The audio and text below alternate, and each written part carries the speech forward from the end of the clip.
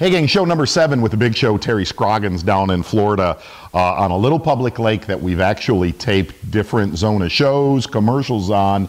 And you always hear in Florida, you want to hit that wave, that wave of big females that push shallow. And we got lucky and did that in this show. And what's weird is you go through all of those big ones and at home you're like, wow, that was an incredible day. And it was really an incredible hour, and that's what Florida is.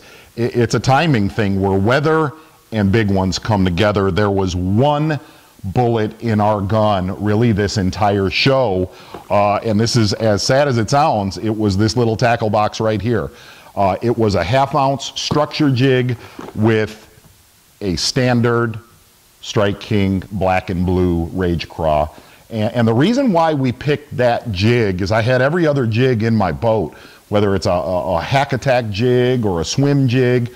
The reason we picked that jig is it stands up on the bottom. It kind of has what I call a dish plate head that makes that jig stand up. And the other side of it is, if I can get by with a jig, I'd rather throw a jig in timber, docks, vegetation.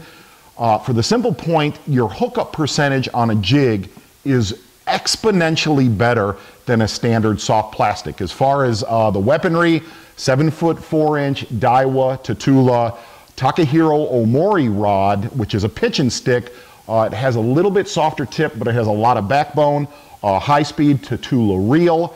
And 65-pound Seaguar Denny Brower braid. What is better than that? But here's what I want to tell you about this whole setup is anytime that you're in Florida and you can get by with a jig, if the vegetation lets you. A lot of times it's too thick and you got to punch and use heavy weights with soft plastics. Really, I mean this, and I always say it in the show. I know that Strike King calls it a structure jig, but I'm not lying. That structure jig is probably the most all-around versatile jig that I've ever used. And in this show, it's the only bullet we needed.